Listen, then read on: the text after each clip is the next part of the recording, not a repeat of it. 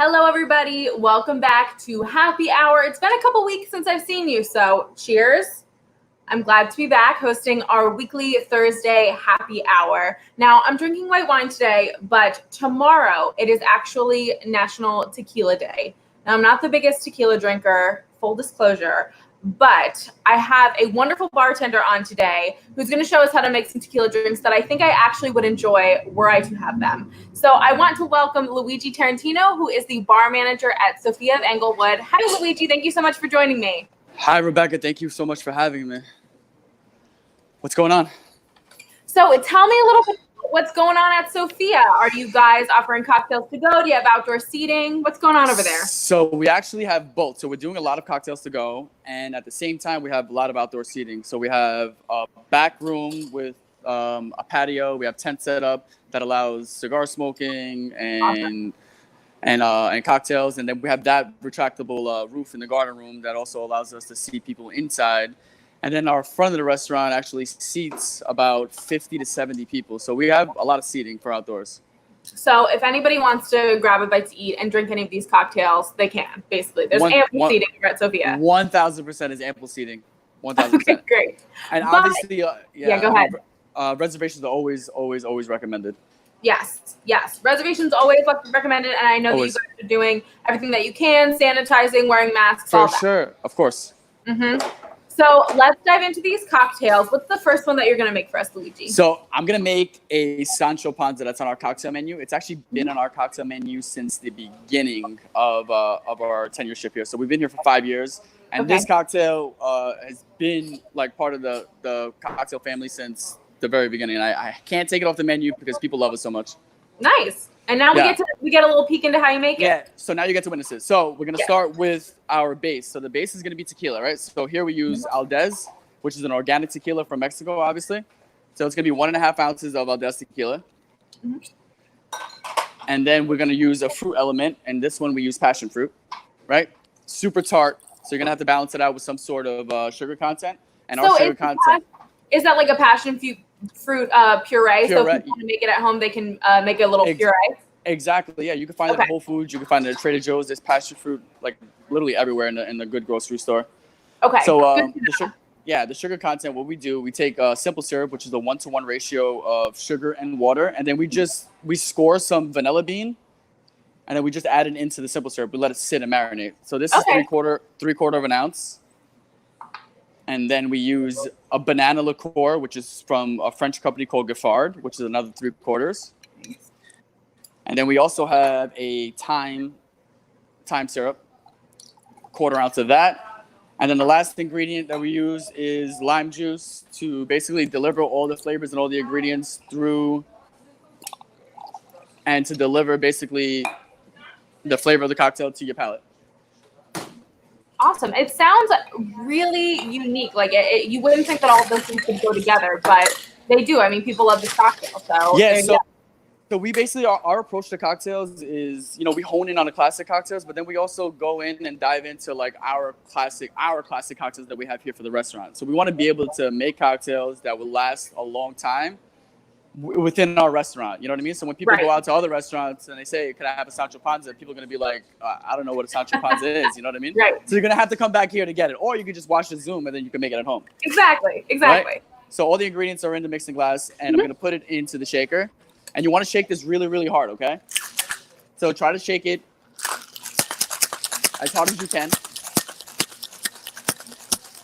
And then you're going to strain this into a coupe glass, right? So coupe glasses allow all the flavors and all the aroma to basically expand into your palate. I'm going to just grab the camera and take you to the cocktail glass. So we're going to use this coupe glass right here. Nice and cold. Frosty. Nice and frosty. So, and you can see the bright yellow color. Yeah. You can see it here. That looks so good and so refreshing. It's so refreshing. And what we do, we garnish it. You could either garnish it with a thyme sprig. So we take a little thyme sprig and then we clip it onto the cocktail glass. I'm going to show you right after I clip it with a little baby clip. Oh, how cute. Yeah. So it actually looks like this. Wow, that's gorgeous. Yeah. So that's Sancho Panza. Super refreshing, really, really light to drink. It's tart.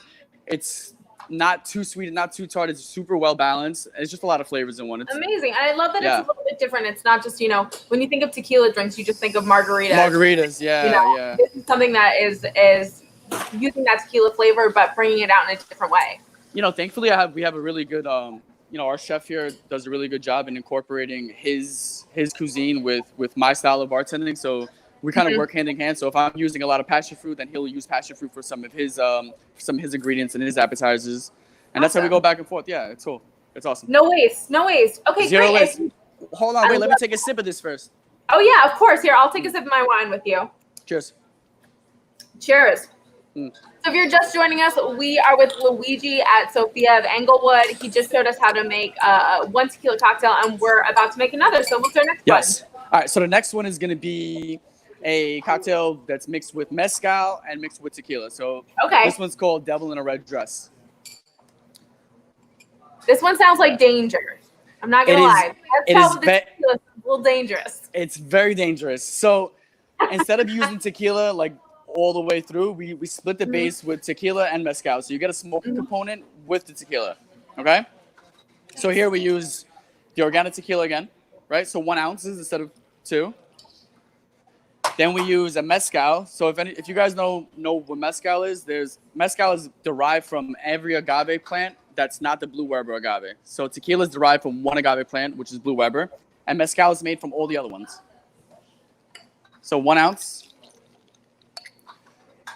And then for the fruit content, we use guava. So just like the Sancho Ponza, we use guava puree instead of passion fruit.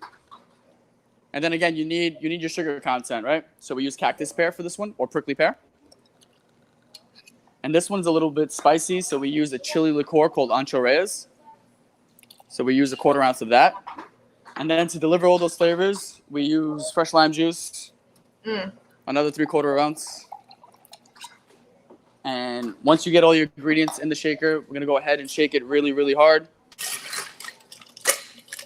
A little bit of ice.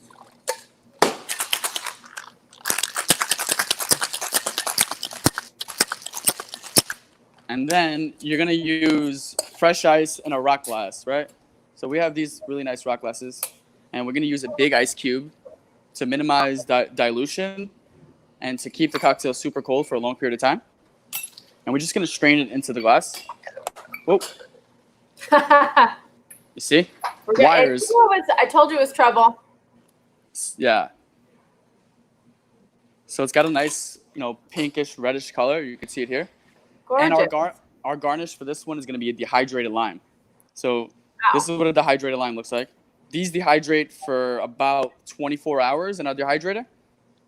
So it'll look like this. So if you can see the cocktail, I don't know if you could see it here. Let's see. Let me move it. Can you guys see it? Yep. That looks amazing. I love the attention to detail with all the garnishes, Yeah. I think a lot of places kind of lack with that. I mean, it's sort of like going to a restaurant, and then when you finish dinner and you're leaving, it's sort of like the hostess saying, goodbye, I hope everything went well. You know what I mean? If the hostess doesn't say that, you kind of feel like, you're left with nothing at the end. You know what I mean? Right. The garnish for us is basically finishing off like a super delicious cocktail and basically sending you home happy. I love that. And I think these are great tips too for people at home who are maybe hosting people for outdoor happy hours. If you want to go above and beyond, just add the little sprig of parsley, or serve it with a big ice cube so that, it doesn't dilute the flavor. These are the things that kind of elevate your cocktails. Yeah. I mean, anybody could use like a lime wheel in a cocktail and just throw it in there. But the dehydrated fruit takes it to like a different element because you keep all the flavor of the lime in the dehydrated fruit.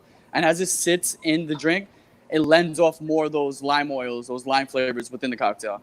Right.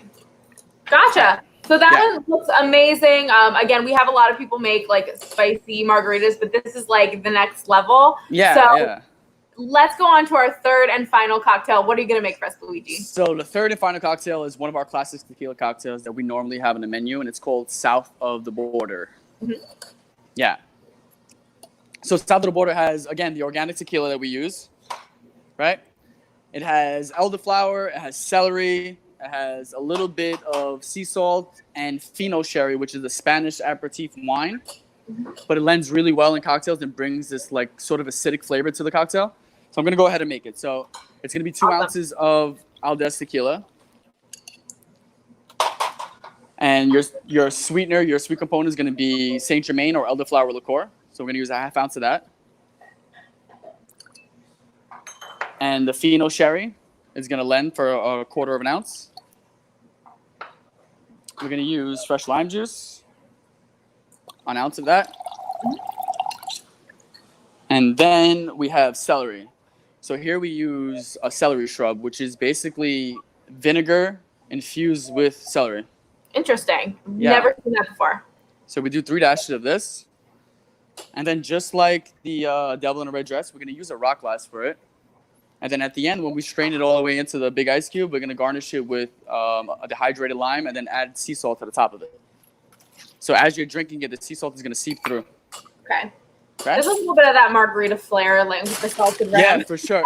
So it's basically a margarita, just an elevated version of it. It's gonna give more of like floral notes, more like celery notes to it. It's really refreshing, super light, easy to drink. This one is not as trouble as the Devil in a Red Dress. Yeah, this one Devil seems in a a Red little Dress. more tame. Yeah, a little more reserved. Yeah, this one seems more my speed. Yeah. So you can see it has a traditional margarita color to it. Yes. And we're gonna add, so we're gonna add the dehydrated, and then we're just gonna sprinkle some sea salt on top of the dehydrated lime. And I'm gonna try to bring the camera so you can see the sea salt actually on top. Mm-hmm. Can you guys see it? Yes. And that's amazing. Yeah, so that's the south of the border.